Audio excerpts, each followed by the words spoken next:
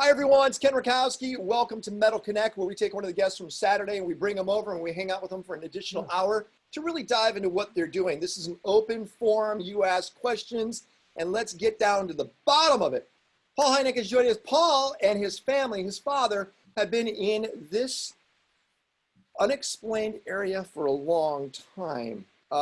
In some ways, I feel like the X-Files was kind of written about your dad in a lot of ways. But I have now realized that after the United States government has openly come out and said, yes, there are UFOs out there, we're not going to question it. These vehicles that we see are not made here on Earth, if I use the right language. Paul, is that what has been said? Are they basically saying that? Yeah, the Navy has adopted a belly up posture of saying our aviators are in danger because they're flying around in airspace that's crowded as hell with craft that do things that we don't know how to do. Can you help? That's an astonishing stance from a branch of the United States government, which is in 180 degrees different from the Air Force of my father's day with Project Blue Book, who always said, nothing to see here, we got it under control, please disperse. And so why do you think this different direction is happening? What's going on? Well, there's a couple things to think about. If you believe that the government has crashed saucers, which the New York Times has alluded to now, then the issue is how long can you keep that kind of secret? And a lot of people think, like Richard Dolan, Stephen Bassett, that you're really sort of priming the pump or trying to control the narrative before a full-on disclosure with an uppercase D. That they know this stuff is going to come out, or maybe the Russians might disclose it, right? Now, if you don't subscribe to the Area 51 and alien bodies are plentiful school of thought, another viable or plausible scenario is that, and you got the handle on this, Ken, with the recent patent from the Navy, that these are actually Navy craft, and they're wanting to send a shot across the bow, so to speak, to our adversaries, put up this smoke screen, and actually start to gently introduce and hint at capabilities that they have. Okay, so I'm going to do a quick, I'm writing it as we're speaking. I just want to get a sample from you guys, and let's just do a poll real quick. And the poll is very simple, guys. Do you believe in alien life? Let's just answer the poll. I just want to get a bunch of guys in here. And I'd like to see all right. And let me just share the results. And the results are astonishing. And they are, there you go. Wow. Wow. What do you think about that? And I like that you said alien life as opposed to extraterrestrial. Because extraterrestrial is a potential subset of a larger, let's say, universe spectrum of what alien could mean in this context. Explain that. Okay, so my father, Jacques Vallée, and others came to feel that nuts and bolts aircraft or spacecraft from other planets really didn't seem to explain the totality of the UFO phenomena. You know, Close Encounters, the movie, had example of how the actual sighting of a craft is maybe not even the marquee event in someone who experiences or reports to experience a UFO phenomena. There's reports of communication sometimes before, during, and after a sighting. And so the actual visual sighting is just sometimes almost a footnote to the traumatic experience that they report that they had. So, and a lot of these crafts do things that our physics can't do. We have very sensitive instruments to detect objects that enter our atmosphere or leave the atmosphere, and there's not correlations with those and reports of UFOs. They're kind of like Cheshire Cat. They're here and they're there. They're in the water, they're in the air, and they exhibit a lot of comfort with our Earth gravity and atmosphere. So there are non-trivial issues or problems with the sort of knee-jerk extraterrestrial hypothesis. So my father and others started to believe that, yeah, extraterrestrial could be part of it, but there seems to be perhaps a meta-terrestrial component. You know, it could even be in some way a manifestation of our collective unconscious, or it could be interdimensional as well. So to me, that is the most interesting research avenue, which I have personally gone down. My friend Nova Spivak, who I'm sure some of you guys know, turned me on to a book called Alien Information Theory. And if you can tell me a sexier name for a book than Alien Information Theory, I'll give you $5 out of Ken's wallet right now. It's an awesome name. I love the title. So I said, dude, you sold me with the title. What the hell is the book about? And he said, it's about users of DMT. And for a brief aside, DMT is like the big brother of ayahuasca. Yeah. And it's the most powerful psychedelic known to man. And there's a growing body of literature, Rick Strassman, of course, Terence McKenna, and others have been compiling reports of people who experience DMT and claim that many of them feel transported to another hyper real realm where they are in contact with a form of alien intelligence. And so I read the book, I gobbled it down, and it had sort of, it reminded me of the early days of ufology and some of the emergent patterns from cases there. So I decided, in the interest of science, that I would take DMT and see if I could go talk to those interdimensional bad boys. There you go. So I did. And man, DMT is the stuff. In my younger days, I had long hair. I actually just found this the other day. There you go. So I did lots of drugs, and DMT is more intense than all the other drugs I did combined times 1,000. It's just And you found out, let me guess, you hallucinated, or did you hallucinate? You actually met an alien and it looked like Clippy from Microsoft Office, whatever version that was. It was Clippy. It looked like the Stay Puft Marshmallow Man from Ghostbusters. No, it was like, so I did go there, and I didn't see, as others have claimed, insects or elves, machine elves or things like that. I felt this Gaia-like intelligence all around me, mostly feminine. And once I got my sea legs, I said, hey, are you the intelligence that we perceive to be behind UFOs and aliens? And I felt, millions of miles of synapses and rumblings and neurons firing. And an answer came down to me saying, we can't explain in a way that you would understand. Okay. And I thought, well, I understand no. So there's some amount of yes in there. And then I got distracted by watching the fabric of the universe being created in front of me and all that. Paul, I want to be cautious real quick, okay? I know you're diving, and that's a hallucinogenic area. We can yes, say that. Right. That was a process of your brain going through that. Yeah. I want to take that with a mountain of Himalayan salt. That could easily be explained that I'm under the effects of the most potent psychedelic known to man. Absolutely.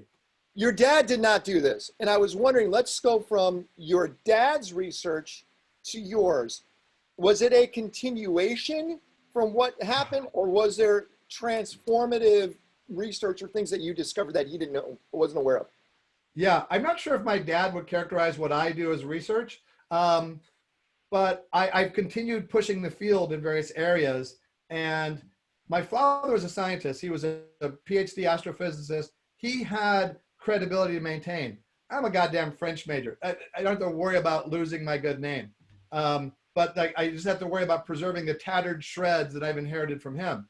I'm more interested, I'm not a scientist, I'm not a hardcore researcher, I don't do that, but I can play a function now in uniting various groups in the ufology field to share their data, pool their resources, because we're creating kind of a silo of independent buckets of information on the civilian side, which unfortunately mirrors that which we've been complaining about at the government. Okay. Do you want to show us any slides? Is there anything you want to show us to continue from Saturday, or is this more dialogue? No, I'm good. I'm good.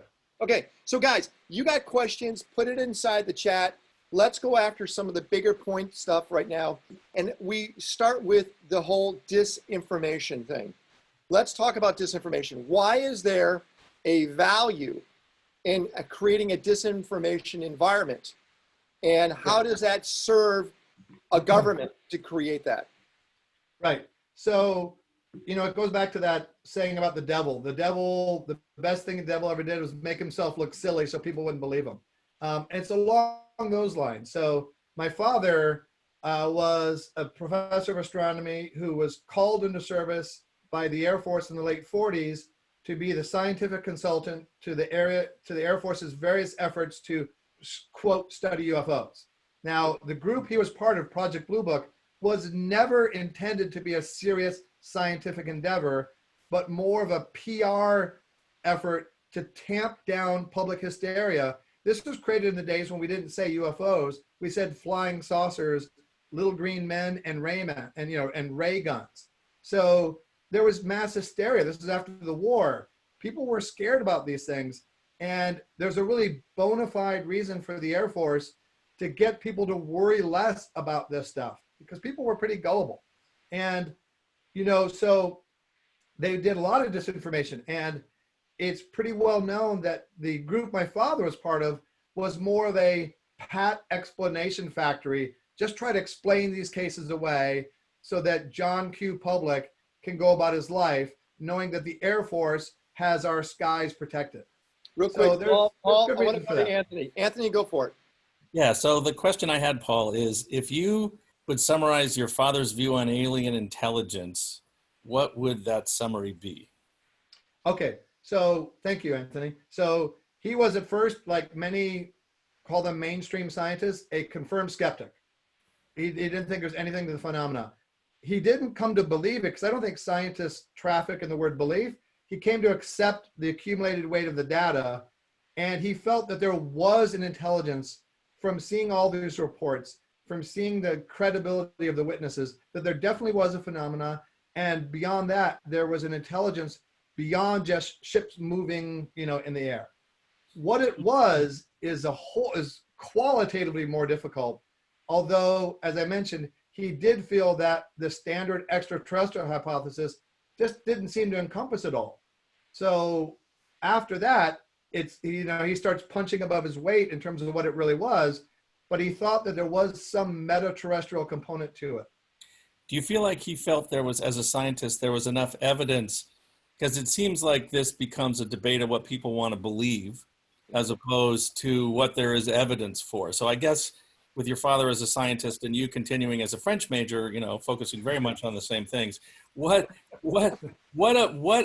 evidence would be argued as incontrovertible, and what is kind of, up to somebody's interpretation?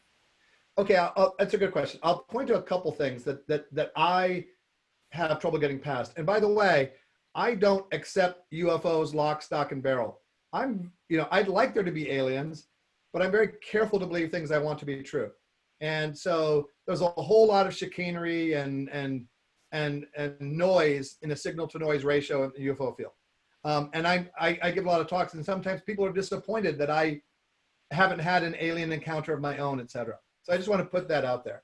I come at it from a healthily skeptical point of view, knowing that this is a subject that many people have not given its fair shake. So the Roswell case, I point to the aspect not of decades of conspiracy theory and witness reports, but the fact that on July 8th, 1947, the base commander of the Army Air Force Base in Roswell decided that they had captured a flying saucer, and you'd think they would know the difference between a weather balloon and its rubber, balsa wood, tinfoil, whatever, and some mysterious shape-shifting alien alloy, right? And that they would have the metallurgists or whoever on staff to make that determination. And then they decided, with no subsequent damage to their career, to the forward progression of their careers, we're going to tell the press, right? I mean, just imagine that thought process. So for me, sometimes the most compelling things aren't this or that piece of evidence, but it's the behavior of people involved that really interesting. Now, they walked it back after that, but to me, that's a really good data point. Then I would fast forward to the recent Navy videos and the public posture of the Navy and the Pentagon. Now, as we talked about briefly, it could be, at least in part, some amount of disinformation to throw the Russians off. But there seems to be more than that. I mean, and in the video I tried to play on Saturday, there's a clip with Marco Rubio, the senator, saying, okay, these things exist. And frankly, I would be more comfortable if they are extraterrestrial as opposed to Russian or Chinese, because they do things that terrify me, basically. Yep. So it seems to me, from like an Occam's razor point of view, that some kind of meta-terrestrial or alien explanation is almost simpler than us or the Russians or Chinese having developed it and coming up with this complicated, multi-layered subterfuge campaign. Makes sense. Okay, so let's go with that as, guys, I'm just playing around with these poll buttons because they're fun, okay? Let's go after this poll, and the new poll is, government, do you think the United States government is using disinformation to create fear in other country governments? What do you guys think on that one? Or do you just think it's really just UFOs? Or both. Or I didn't put both on there. Damn it, that would have been a C. But let's just continue with either or. And I'm going to wait for 3 more people to vote. 3 more. Come on, 3 more. 2 more. And 1 more time. And we got it. And I'm closing the poll. Ready for the answer? The answer is, there you go. So it's 70-30 split. Yeah. 70-30 split. And yeah, and right. And what's interesting, Ken, is I voted no here. And perhaps my colleagues who voted no aren't saying that the US government would use disinformation, but that there actually may be some alien component to this. So, which is interesting. It's just even more sort of far-fetched 20 years ago to say that. Okay, I'm going to go to Marco. Marco, why don't you ask your question? Absolutely. You're on. No, you're on, Marco. You were on. Now there you are. Fantastic. So we have a lot of videos of these UFOs, but has anyone recorded their sound? Because they must emit some sound as they travel through the atmosphere. It's a very good question. And there are reports of people hearing sound as opposed to just like a sonic boom, right? There are reports of people hearing propulsion related sounds, but by most of what I would say interesting reports don't have sound. And it's sort of part of the overall stealth behavior that they exhibit. It just seems like anytime one of these things land, it's always Bob Buki and Cousin Weenie with a really bad iPhone taking videos, and we can't see what's going on. Right. Or yes. One of the more well-known cases is Kelly Hopkinsville in the 50s, where in Kentucky, the report is, and it's highly dubious, that basically you had a bunch of hillbillies firing shotguns through their windows at aliens coming in while they're drinking Jack Daniels. Yeah. And I talked to Steven Spielberg. He wanted to do a movie about that case because it's very well known, and they now have like Kelly Hopkinsville Day there every year. I mean, they're cashing in on it. But that's one thing. So a friend of mine is Seth Shostak, who is the head astronomer at SETI. And he's a well-known, I wouldn't say debunker, because debunker has sort of a pejorative connotation. He is not convinced with UFO reports that there are things to UFOs. He's got a very open scientific mind, kind of like Neil deGrasse Tyson. So I put him on a panel that I moderated with people who do believe in UFOs because he's got an interesting voice. And he made the case like that you're saying, if these things are coming from the Zeta Reticuli or the DMT verse, why are they doing largely scattershot things in the country, scaring the villagers, and then hightailing it out of there? What purpose does that serve? And that's something that's hard to get past. And I don't have a good question for that. Okay. Or a good answer. I don't have a good reason for that. Let's go to Edwin. Edwin? Hey, Paul. Thanks for doing this. What do you know about element 115, the unique fuel that scientist Bob Lazar said that he took out of Area 51 and that has a bunch of implications that can destroy nations and et cetera, et cetera? Yeah, I mean, that's pretty cool. I was talking to my brother who knows this stuff a lot more. He said it's got a very short half-life. And so he's inclined to believe Bob Lazar, but he doesn't believe the element 115 element of Bob's story. If I can jump in, I think maybe I'm the only chemist in the chat right now, but all these very heavy elements, yes, they are discovered, they are their own periodic table, but they don't live enough. They live like in a split of a second. Yeah. They're created inside this, giant particle accelerators, but they don't live outside. So the element 115, if you heard the story or something, it's most likely to be a fake story. Yeah, that's what my brother's point of view also was. The half-life is just too short to, but if all bets are off if you're a post-singularity technology and you can turn matter into energy, etc. But then you probably don't need element 115. So yes, but the higher the atomic number, the heavier the element. I mean, lead is 82. Just imagine building anything out of lead. It's so heavy. And 115, it's even much, much heavier. And it's not a practical element to build anything. And is that a linear scale or is it logarithmic? Well, the atomic number increases by 1, but the atomic weight, the atomic mass increases in a different way. It depends also on the number of neutrons inside the atoms. But let me look at the periodic table. I'll be right back. Of course, because he's got it right there. So I might be the old the periodic table, I mean, the mass of element 115 is 288. So it's really, really heavy. But again, if they found a way to have anti-gravity, that weight doesn't matter then. Yeah, and for me, the thing is... No, because gravity is the only force you cannot shield from. Gravity, you can shield from any other forces except gravity. The fact that we don't know how doesn't mean it cannot be done. Wait, who was that? For me... Well, the current laws of physics say that. But, there's always a possibility. But Right. For me, I'm a believer in the singularity and the sort of the Ray Kurzweil strain of singularity, that artificial intelligence, and I'm a little bit different than Ray. I don't think artificial intelligence will, quote, wake up and become sentient. I think it's going to be the other way around. We already have the intelligence. I think we will get transhuman evolution and adopt more machine capabilities, and that will then create the singularity. To me, it's a lot more believable. And when that happens, when you merge a human-like consciousness with a Borg-like futuristic internet and collective consciousness, all bets are off as to, we can't even imagine what we could do then.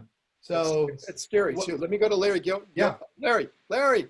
Hi guys, happy Let's Wednesday. go talk. Listen, Paul, Saturday was fascinating, I have to say, and I haven't had a chance to think about UFOs for a while until your presentation.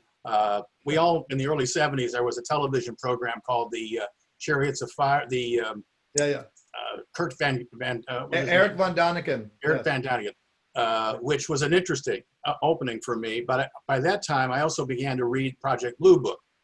Then in 1978, in July, just almost at sunset, I'm walking down Montana Avenue, and across the mountainside, there's this huge ship, elongated ship with lights all the fuck over it.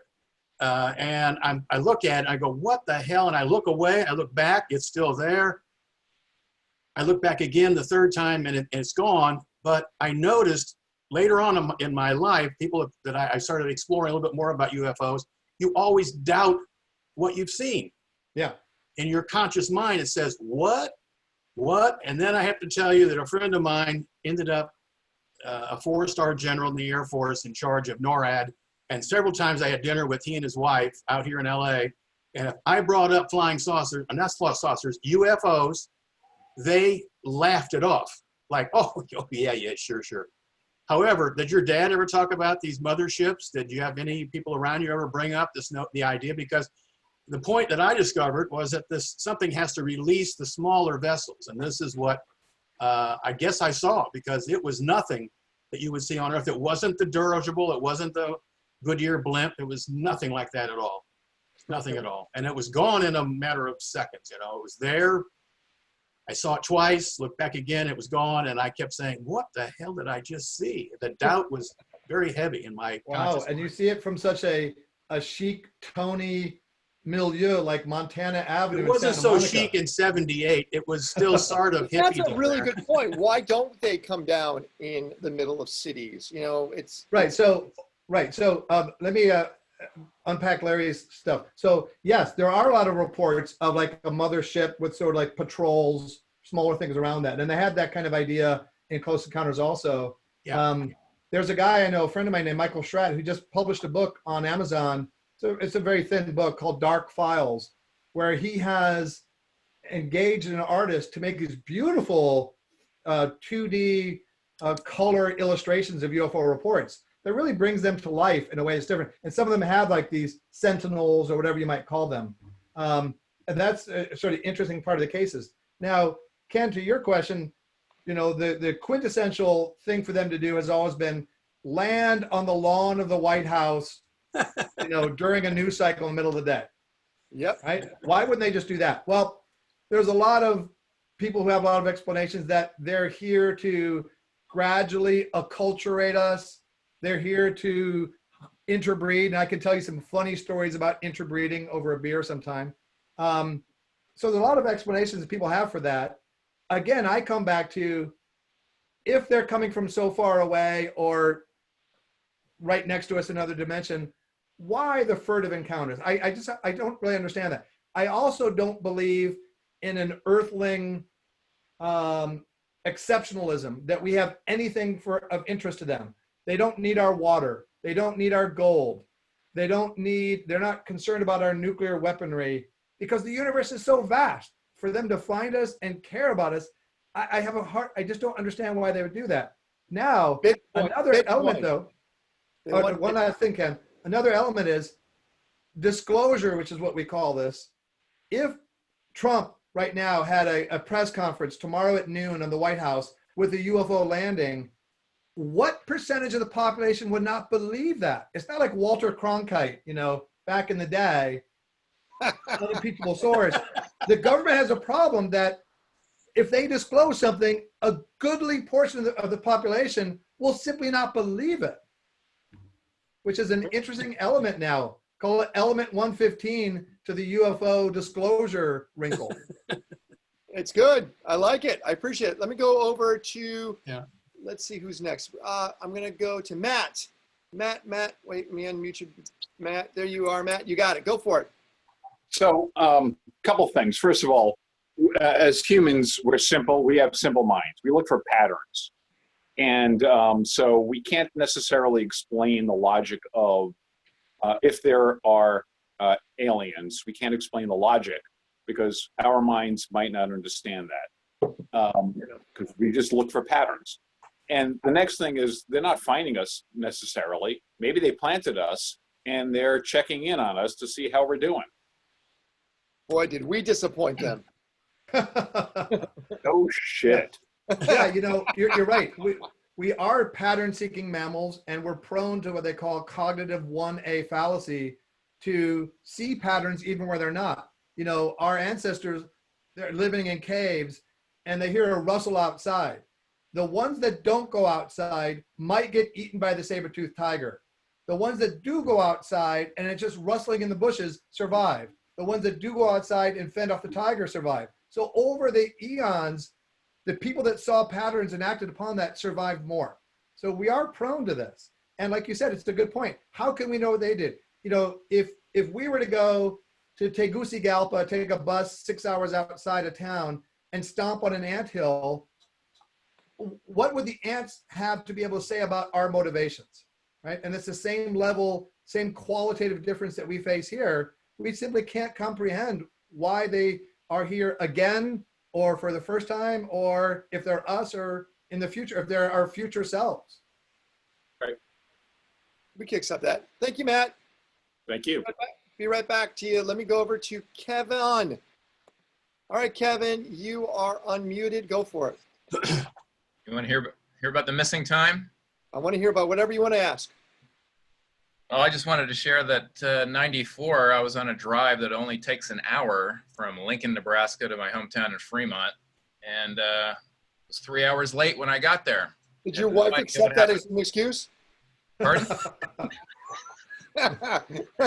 Yeah, honey, I don't know what happened to me. I know I smell like perfume and I have lipstick all over my dick, but hey. I was heading to my mom's Is there a house. strip club on the way?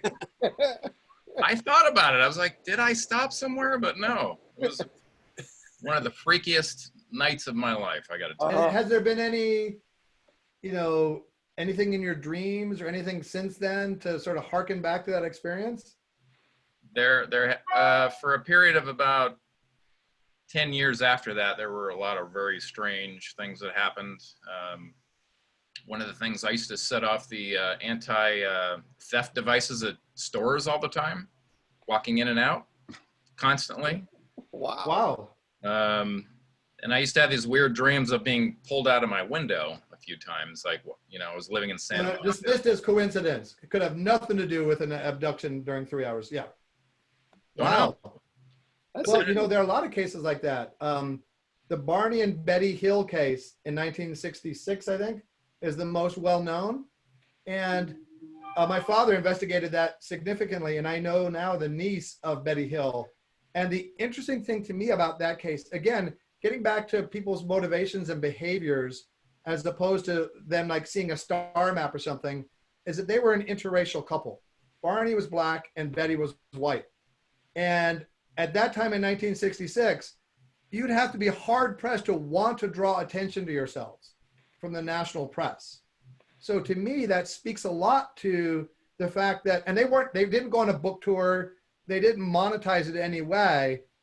Why would they do this and face all that extra scrutiny and racism and all that unless they felt compelled that they'd had a bona fide experience? Fair enough. I'd love to know what happened to you, Kevin, for those 3 hours. I would too. You just don't know. And what year was this? 1994. December 1994. So you have no GPS or anything. You can't track back. Before a Fitbit. Everything. Yep. But did that STD go away? Still raging. That butt rash was hard to cure. It was bad. All right, let me go over to, hey, Jared, you got the mic. Go for it. Jared, unmute yourself. You got it. Hey, thank you. First of all, thank you for doing this.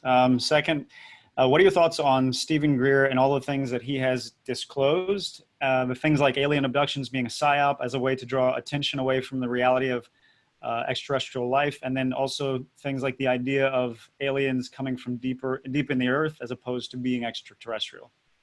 Good question. Yeah.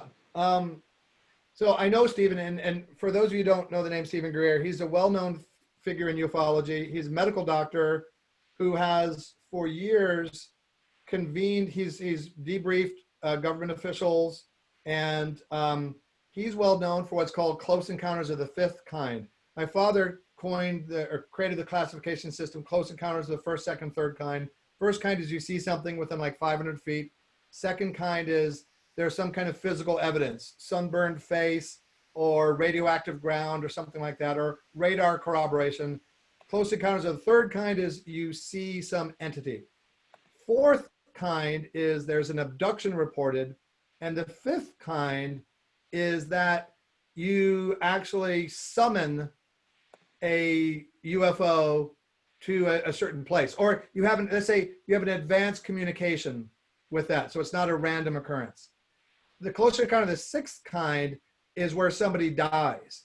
And I actually have an objection to that. And I want to get that changed because the fact that someone dies, that's sort of a different classification system. I mean, you could die in any of the other encounters. It's not the result. It's sort of the type of encounter, but I digress.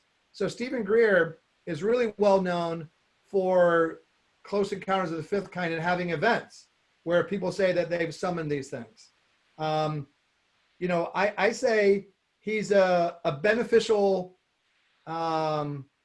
figure in the field who brings some scientific attitudes to a very fringy science and is trying to make people aware of various elements of the onion layers involved here, like potential psyops, et cetera. So, more power to them. Okay, is that okay, Jared? Yeah, and I was wondering just your thoughts on that. Do you think there's validity to it? Like not what you thought of him, but what you thought of the theories and the things that he's putting out there. And then also one is aliens coming from deep in the earth as opposed to. Oh yeah, right. Sorry. I don't know. I've learned, having grown up with the UFOs, and we had ornaments on the Christmas tree and all that, that there are different agendas here. Like take the Men in Black, for example. There were real Men in Black. I think that they were from the U.S. government.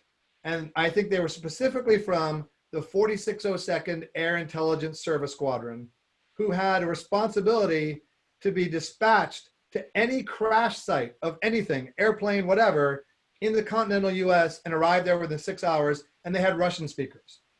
And I think that while my father's going out with Project Blue Book, ostensibly to investigate cases, that the Men in Black were people from the 4602nd who, in addition to retrieving wreckage from any kind of crash site, also sought to contain witness fallout.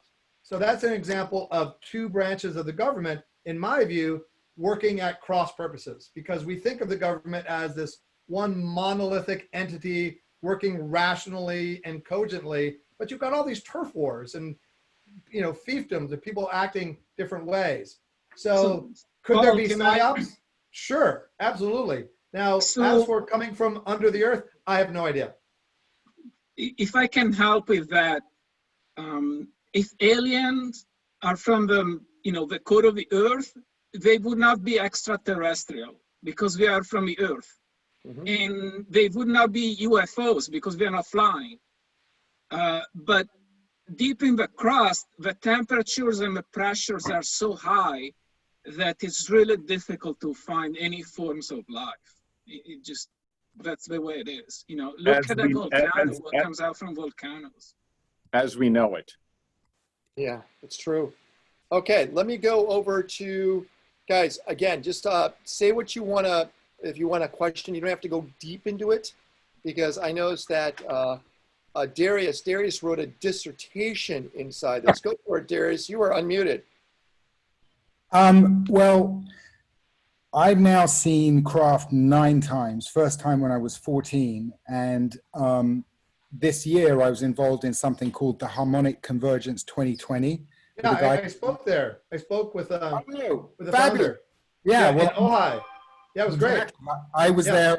I'm one of Mark Sim's core advisors, and we basically, it works. He has reclaimed they're like 30 as being a mass global summon. Right. And we had during that week, whilst we were on Zoom calls all around the world, sightings, people who had never seen, using the CE5 protocol, which is to summon them in and vector them in after getting the meditative. And it works. I actually have some footage I haven't had time to analyze that I did shoot. Oh, I'd love to see it. Okay, 60 frames a second. And they definitely, they are not airplanes, they're not Superman, and they're there over multiple frames, and they're communicating intelligently. They're responding to people saying, hey, flash us at us 3 times, and they flash 3 times. I mean, it's amazing. So my question is this about the Tom DeLonge kind of approach. I was listening to something of his today, and this is also Stephen Greer's kind of like fear that, this idea that ET will be made into the next threat, the next thing, Ronald Reagan's famous quotes about, what if we were united by a common enemy or something. So I'm just wondering like what your feelings are about Tom DeLonge, because he seems to be involved in a lot of kind of like people deeply involved in this, Skunk Works people. And it is, I'm not worried about it, because my experiences of ET is that they're incredibly benign and benevolent and kind of playful, and they kind of want us just to be ready to meet them, like the whole David Bowie song, and they're not. I think because they want to. I think that if they were hostile, we would know it. Right? Exactly. They would not be lurking in the Kentucky woods, or they would be coming out in the middle of the day and making it fairly clear that they have a different agenda for us. They can Now, make a virus called COVID. Yeah, right. So Tom DeLonge, I know Tom, and I'm actually talking with him right now about several projects. Tom DeLonge is a rock star from the band Blink 182, who's now started a group called To the Stars Academy. And he has recruited a guy named Lou Elizondo, who, like my father, headed up a UFO research group in the government. They're the ones that are responsible for the releases of these videos, the Tic Tac and FLIR and Gimbal videos that make up some of the best evidence in ufology, along with the eyewitnesses and the radar corroborations, etc. So Tom DeLonge is a very colorful guy who is doing very interesting things, and I'm trying to work with him to unite different UFO groups and to make electronic and retrieve various files, so that he's got an AI engine right now that he wants to unleash on all these UFO cases. I happen to know where a lot of these UFO cases are and how to get them digitized so that we can analyze them and have anybody in the world run their own analysis on these UFO cases. It's just a shame they're just sitting in boxes in places. I think there's a wealth of information we could learn from Tom's group and others, whoever wants to, having access to these cases. So that's my big thrust right now. I'm going to go to William Quigley. William Quigley, what's your question or your statement? Hey, well, I had more of a little observation, which was I used to, as you know, Ken, I used to sit on the board with Dan Golden, the former head of NASA. NASA. And Dan, something that Paul said jumped out at me a little while back. He said, you know, there may be a problem with people actually believing, you know, don't believe their eyes.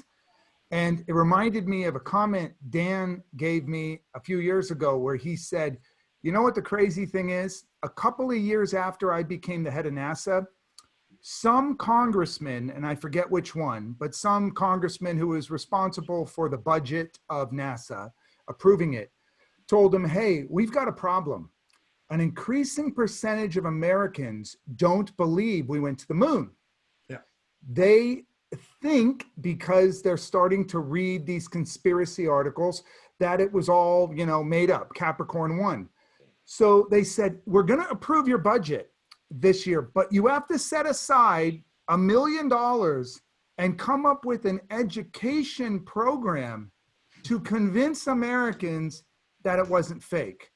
And he's like, he would not take it seriously until he asked his own staff to, you know, weigh in on it. And they said, you know, we're seeing more and more of our friends say, but did we really go to the moon? Yeah. So it is a problem. Even when people watched it on TV, they wouldn't necessarily believe the aliens were aliens. They just believe I think it's a gimmick. I'm glad you said that. It's like this pattern forming tendency lends to conspiracy theories. Yeah. And it's getting worse. I mean, yeah, you guys may have seen the video of Buzz Aldrin punching somebody who had the temerity to say that he hadn't gone to the moon. But now we have the flat earth people. You know, forget about whether we went to another place. There are no other places in the flat By the way, earth thing. we had And Mike, even though there's a great documentary on Netflix which just proved it, people want to believe this stuff. Paul, we had Mike Hughes speak at Metal, the guy that was ahead of the flat earth, and then he died 4 months later because he wanted to show that the earth was flat. And Paul, I'll just say this. You remember TWA Flight 800, where I forget the journalist, but a very well-respected journalist, an old guy, I forget his name, suggested that a U.S. Navy ship had shot it down, right? Pierre Salinger. What was that? Oh. Pierre Salinger. Yeah, Pierre Salinger, right. So when a guy like that decides to start creating conspiracy theories, you know, where do you go? Not Guys, to the moon. Guys, I want to throw an idea. Do you think by having the belief or the actual witness of alien life would unite the planet more? Where people would say, wow, we're not alone. We now need to be a planet as opposed to being Russia, America, black, white, Chinese. You know, we have to be humans on a planet against something else? Would it unite? What do you think? Matt, you got your hand up, go for it. Yeah, I definitely think that would, you know, it would unite us away from our tribalism that exists in to a certain extent. The question then becomes, would we unite for finding peace, or would we unite to do war upon the aliens? Yeah. It's interesting too, if you go look at aliens before Close Encounters, they were almost like monsters. And then Spielberg comes out with Close Encounters, and they were kind. And Spielberg, throughout his entire career, it seems like he always portrayed aliens as kind entities. And the reason why I bring this up, Paul, what an amazing PR plan if he did have contact, being Spielberg, and his job was to make us have some sensibility and a connection towards aliens in a positive way. E.T., Close Encounters, and so forth. Right. What's your thought on that? Well, from what I've seen, Spielberg believes less, or as of like 5-10 years ago, believes less, or believed less in UFOs than he did before. So I don't know. I mean, there's a lot of, I've heard a lot of theories as to the origin of Close Encounters and his motivation, but I've talked with him about it, and I didn't sense anything beyond just he thought it would make a rip-roaring good yarn. Which it did. Which it definitely did. And you know, you're sitting down in Brazil. I don't know what it's like in different parts of the world. Do you guys in Brazil talk about UFOs and aliens, or is that just an American or Western? Yeah, of course, all the time, man. The breakfast. What do you mean? Breakfast? Nah, just kidding. Yeah, no, Yeah. seriously. I went Yeah, to of course. Argentina. We have our experience here. You know, we have an eye in the sky, and we are very much concerned about what's going on in the sky. I know some people have experienced, especially not by the ocean, but especially by the these rural areas far away from the ocean. Some people have been seeing like bright lights and close encounters as well, even with physical, I mean, like by sighting, they have seen, Yeah. That's it. Ooh, Yeah. Paul's got something for us. What are we looking at, Paul? I don't know if you can see that, but this is a conference I spoke at in Argentina last November. But they loves them some UFOs in South America. It just fascinates me. So guys, we got a few more It's global. We got a few more things minutes with Paul. Darius, you wanted to fill something in because I know this is Darius, you're like living this, because Mark has put a lot of time and effort into this too. So you've been living off what Mark is talking about on the alien life side of things. How important do you think, Darius, is it for us to have contact? Essential. I think it's essential in terms of where we are in the world right now. I think that think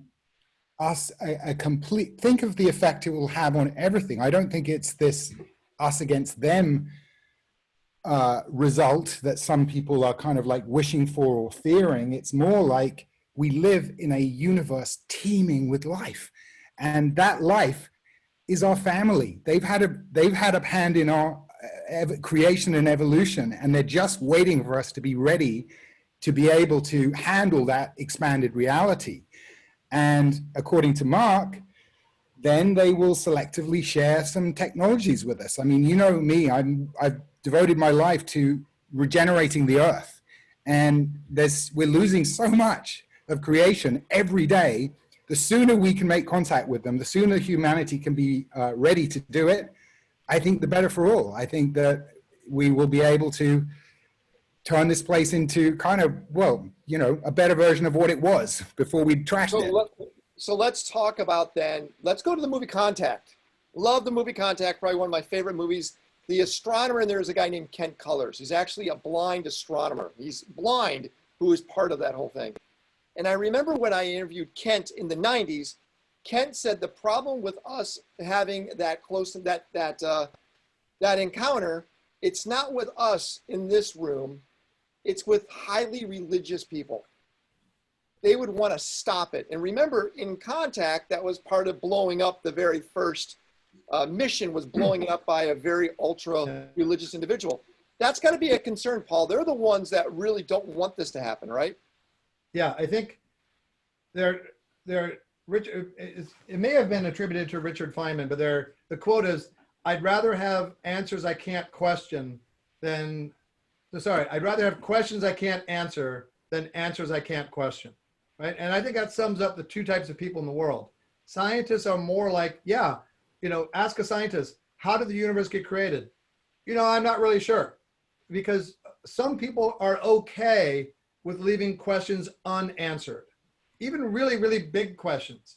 And my father felt that was important, that you don't just, even if you agree that there's a phenomena, that you don't rush to grab the best currently available answer and shove it in. So people just want to form these patterns. They want to solve things and check that box.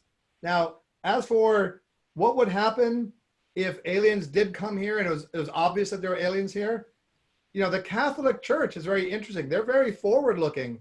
They've put out ecumenicals saying there is life elsewhere in the universe. So unlike their prior closed positions to astronomical differences, they're very open-minded and will not get caught flat-footed. Personally, I think if there are aliens who come here, most likely will not be hostile, because they could have done it already, but that will be either neutral or benevolent in some way, and that it would unite us. But I don't think that unison would last forever. I think after some period, we would start jockeying for position with our alien overlords. Gosh, I just hope they don't judge us by watching old reruns of Benny Hill and they think that's us. Let me go to Andrew Perry. Andrew. Paul, fascinating stuff. Thank you for sharing all of this. So let's say we don't get answers to these big questions in the next 20, 30, 40 years. I would like to talk about something completely unrelated to this topic, but maybe that's a good enough tie-in. Would you be willing to talk about your life extension experiment, and are you aware of any follow-ups, and are you aware of what's happening in that space?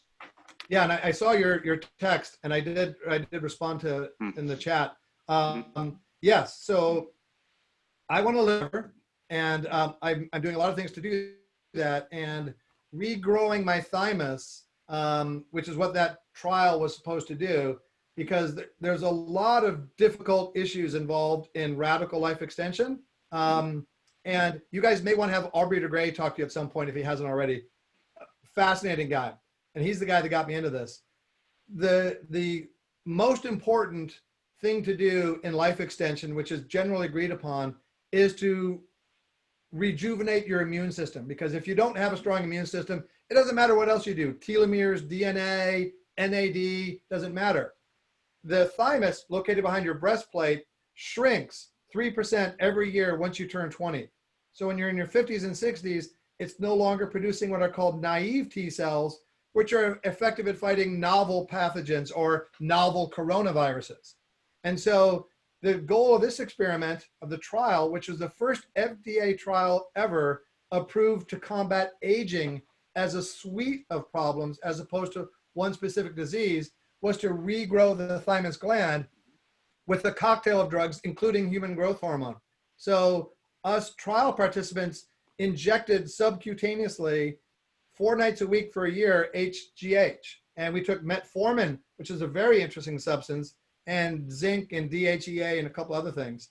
And the trial was so successful that not only did the markers for thymal rejuvenation show up clearly, but it produced overall systemic epigenetic reversal in age for the first time in history, which was just like an unthought of. And there's one guy at UCLA named Steve Horvath who has the gold standard for these epigenetic clocks. Hundreds of companies and individuals have submitted their protocols to him for that validation, because he's in like 600 medical articles, and none of them have worked until our protocol came along, and he got so excited he now joined our company. So is this different than what Unity's doing?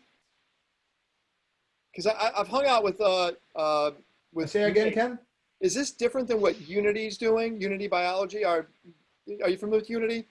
It's one of I'm not familiar with them, and yeah, this is a different approach than others have. They've raised about 250 million, and Bezos is the biggest investor in this, and they've said that they can turn back the biological clock by 20%.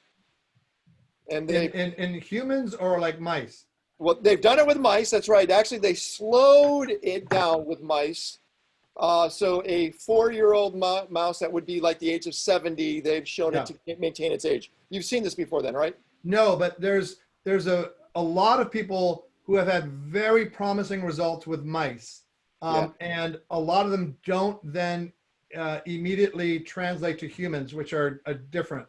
So I don't mean to speak badly of Unity, but I'm just questioning whether those results were mice or humans, because if you have a 20% extension of life in humans and that's documented, that's game changing. That's game changing. That would be huge. It's predicated on, I mean, hopefully I'll say it right, the Quam clam, Quan clam, that lives to be 800 years old. And they looked at the processes of that clam to link it to this. By the way, I'm part of what's called the 2045 project. I'm not sure if you know it. Ray turned me onto it. Kurzweil did. And it was more about the quantum extension of our brains and uploading our brains to a quantum system, which is 2045. Right, because in 2045 was his original prediction of when the singularity would happen, which has now been increased to 2036. Yeah, so you're going to have to change your stationary. It's all out of Russia anyhow, it doesn't matter. But right, and the thing with that is what Ray is saying, and I'm a big fan of Ray, and I know him as well, that yes, I mean, you can rejuvenate your thymus, you can do NAD, you can help your telomeres so that your body, or like Aubrey de Grey would say, you could keep, the main thing about Aubrey de Grey, and he's a very fascinating guy, is that if gerontology is too late. It's palliative care after age is already, which I believe is a disease, has already onset, and you're just trying to make people feel better. If you try to change basic metabolic processes, which some of these approaches do, it's very, very difficult. So Aubrey de Grey's idea is, look, one of the causes of aging, he's broken it down into 7 areas, is junk that accretes either in the extracellular matrix or inside cells. So let's not stop the body from creating these things. It's too difficult. Let's not wait too long until the damage is done, but let's go in periodically and scoop that shit out. And I really like that kind of engineering hacking approach. But even if you do all these things and you achieve lifetime escape velocity, as Ray says, where you're effectively becoming biologically younger, although chronologically older, you can still get hit by a bus or be in Beirut on the wrong day, And so until you upload whatever it is that you consider your soul or personality, and you have multiple redundant substrates, but then you can also effectively have immortality. Travel throughout space then through the quantum side of things. That's the Ray premise, meaning that some of this alien life we're seeing might be actually a quantum life form or whatever that is that's been uploaded so they can go light years and travel like that. Yeah, right, because once the singularity happens, all bets are off. We can do anything. We can. Well, in the movies we can. Well, not this year because you can't go see a movie. It's kind of sucks. But I really appreciate you hanging out with us. I'd hope to see you more often inside what we're doing. And the life extension stuff to us is fascinating. We have a bunch of life extension stuff in the group. Matter of fact, Mr. Bulletproof Coffee himself is a member of the group. So Dave's another Wharton grad. Yeah, that's right. I'm not sure if is that a good thing, because we have a bunch of Harvard guys here in this room too. So you guys are going to fend off against one another, right? Hey, you got to get lots of members. I understand. Oh, William, he just beat at Harvard. Ivy League love. All I know is Harvard has the most expensive streaming service today. If you wanted to watch their streaming service, it's $50,000. All right, Paul, thank you so much. Everybody unmute yourself and let's thank Paul. Let's do it. Thank you, brother. Fantastic. Thank you, Paul. Thanks, Paul, brother. Thank you. Hey, Ron. Fantastic. Good to see you, Paul. Great evening. Good to see you, Paul. Yeah, man.